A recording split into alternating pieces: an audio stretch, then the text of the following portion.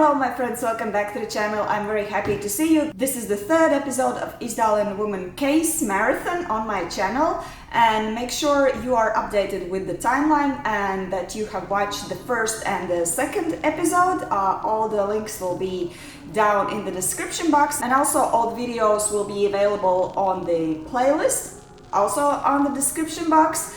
That being said, just press your likes in advance because I've done a lot of work and I think I deserve it.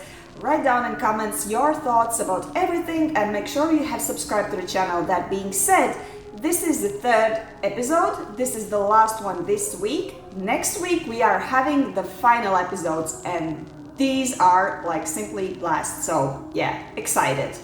Let's start.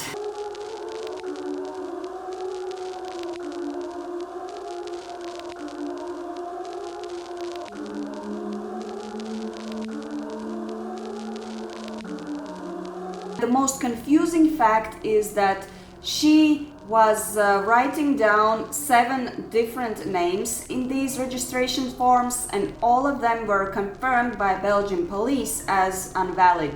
These persons did not exist. Also, an interesting fact in these registration forms was that she was writing down all the details with German alphabet, and she changed her birth date, like starting somewhere from 1943 up to 1945. So this leads us to conclude that she might have been somewhere at the end of her 20s, maybe 30s, because you cannot say that, for example, you are 18 when you are around your 30s. So her age could be somewhere within that age span. As a purpose of stay, she sometimes wrote down that she's a traveling salesperson. In some registration, the purpose was written in German, but with mistakes. So does that mean that she was actually pretending to be German, or maybe she was so illiterate?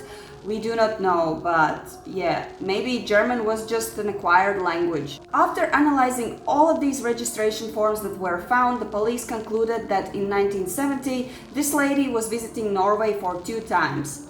The first time was from March up to April, and then she came back in autumn. I mean, really smells like spies, but if speaking about Norway, we do not usually associate this country with spy games.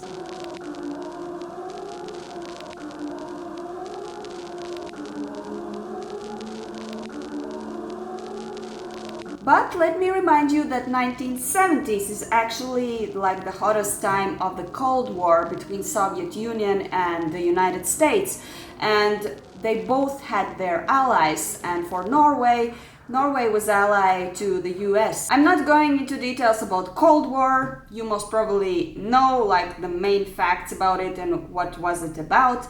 So I will not dive into that because my main goal is to look at the case of Isdalen woman. But in short, Norway was very important at that time for NATO. After the Second World War, the Russian Kola Peninsula was developed as one of the most comprehensive and highly fortified military centers in the world, and it was located on the border with Norway. The ice-free military harbors housed the Soviet Northern Fleet, with several naval bases, several shipyards, air bases and factories producing military equipment.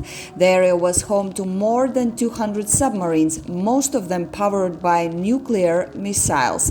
Around 2/3 of all the Soviet Navy's nuclear force was based there.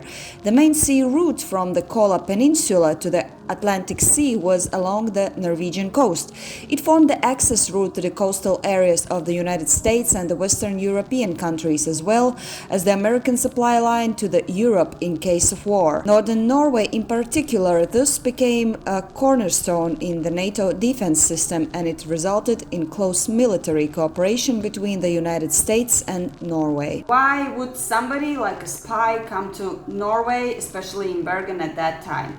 The fact is that in the 60s, the biggest naval base of Norway was moved to Bergen at that time.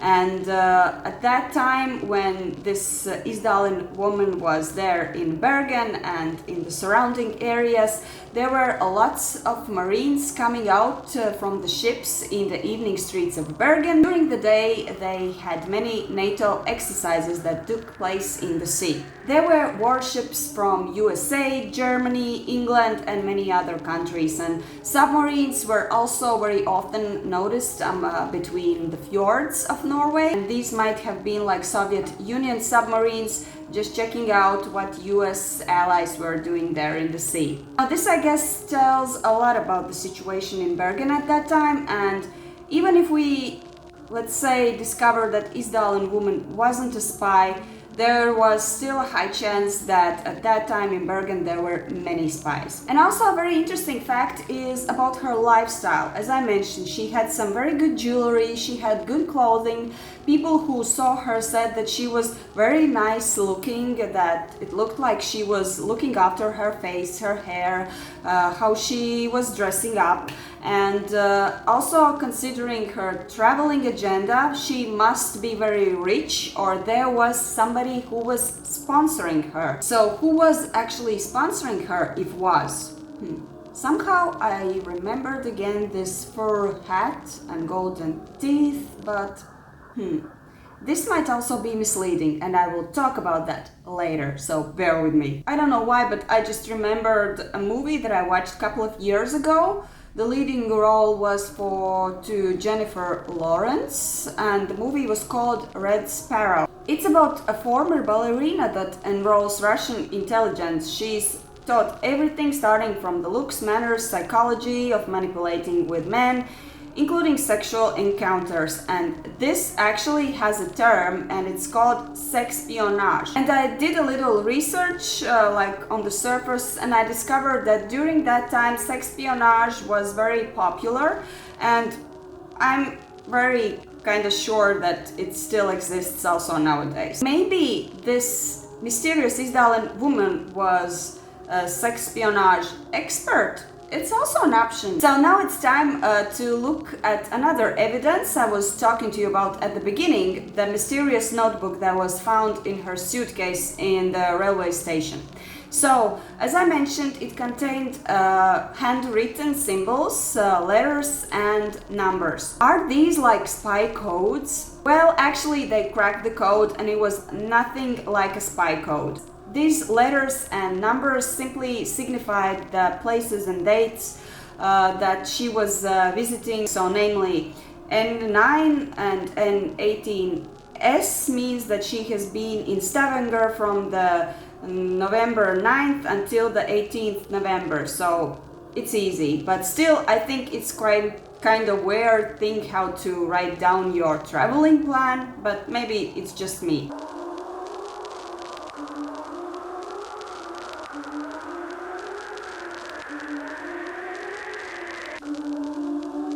So at the end of this video, I just wanted to address an important question. Where are we now and how can we help in order to identify this lady? So the podcast journalists actually started to work together with some serving and retired policemen working in the National Criminal Investigation Service. One of them was the leader of the identification unit of this case, and his name was Per Angel. He and his team usually travels the world to the places where some very big bad things had happened, like disasters, and they help people to identify the bodies. And the main tool of their work is DNA. Unfortunately for the Isdalen woman case, the DNA recognition system wasn't used at that time. It was basically introduced around 1980s. Can this DNA analysis help to identify this lady nowadays when we have all the tools to do that test? The answer is yes, but still we need somebody with whose DNA we must compare this Isdalen woman's DNA. So in order to learn something more about her, we need to find at least some kind of very far relative of hers, but as we know, up to nowadays, and it's been quite a while since 1970, nobody has called or written or said, yes, she's my sister, she's like my relative, I know her, she can be like somehow related to me. Nothing. At this point, this DNA expert Per Engel said in the podcast that he strongly believes in the power of media and social media, and maybe if you distribute this message that we are looking for some kind of relatives of this mysterious Isdalen woman, maybe if we spread the message, something will appear and they will have the material for the comparison. There is a special Facebook group with amateur investigators, and they are actually also putting out a lot of effort in order to solve and crack this mystery. They have their own theories supported by facts. They also engage in the investigation process, so maybe if you are interested, you can also join the group. I will put the link below. I also highly suggest you listen to the podcast and learn more about this case. However, please bear with me. So this is it for this week. I hope you enjoyed all 3 episodes of this Isdalen Woman marathon on my channel.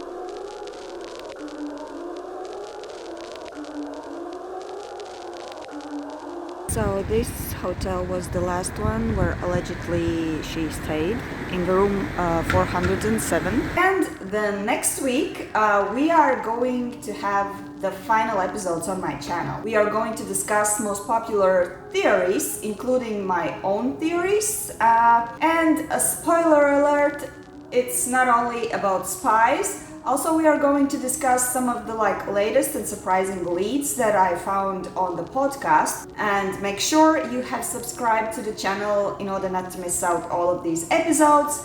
And see you next time!